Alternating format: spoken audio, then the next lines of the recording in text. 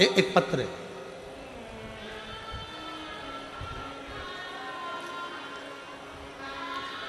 मेरा नाम पिंकी, पति का नाम कुलदीप, गांव अलावलपुर, जिला पलवल की रहने वाली हूँ। कहीं बैठी हो तो हाथ हिला सकते हैं। आप ही हैं?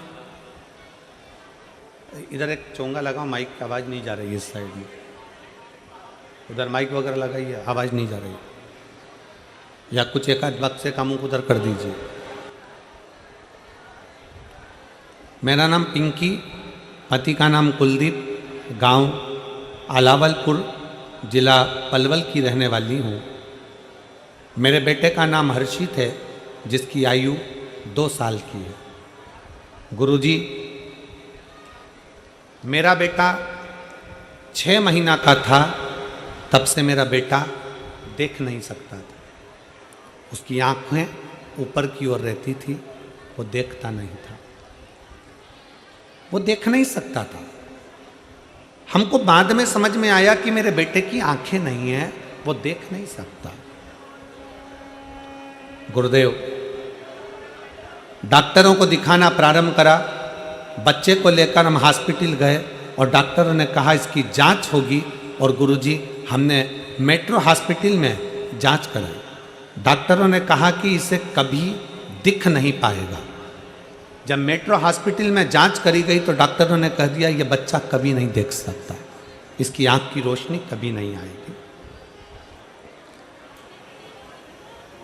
हमने मेट्रो हॉस्पिटल में जांच कराई और डॉक्टरों ने कहा कि इसे कभी दिखाई नहीं पड़ेगा। डॉक्टरों ने फिर एमआरआई के लिए बोल दिया था और फिर उसकी एमआरआई कराई। उसके दिमाग में कमी बताई और दिमाग में भी कमी बताई और वो आंखों से देख नहीं सकता, ये डॉक्टर ने कह दिया।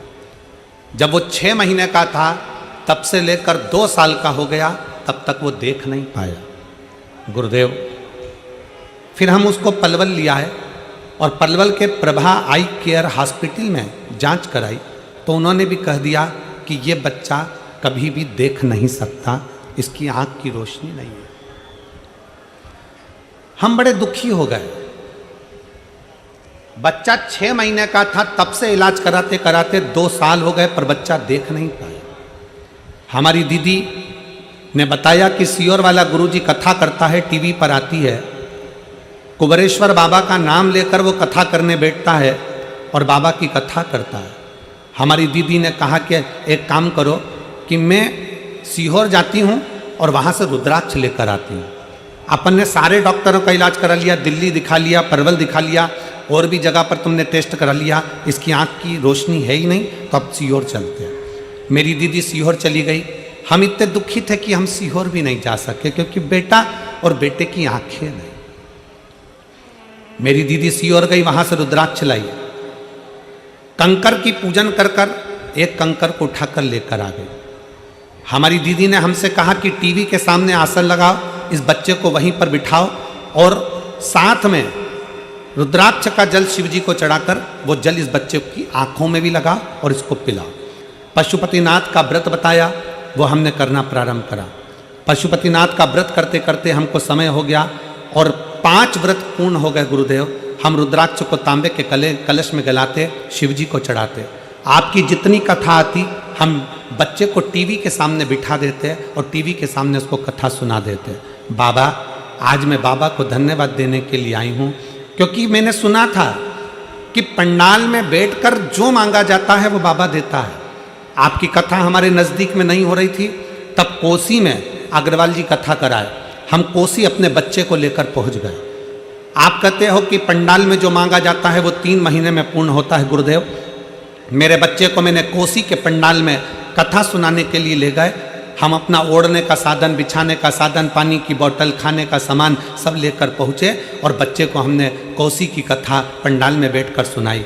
गुरुदेव, 5 दिन की कथा पूर्ण कर कर हम पंडाल से घर आ गए और बच्चा कुछ थोड़ा सा खेल रहा था।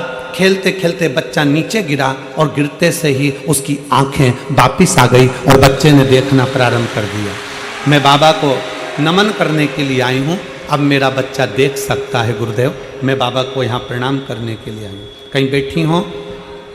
पिंकी पति कुलदीप, गांव अलावलपुर, जिला पलवल की रहने वाली हैं। अगर कहीं बैठी हो तो बेलपत्र के लिए आ सकते।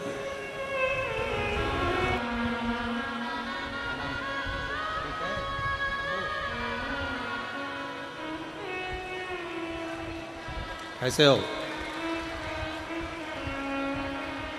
ये वही बच्चा है जो 2 साल तक डॉक्टर ने कह दिया था कि कभी देख नहीं पाएगा, और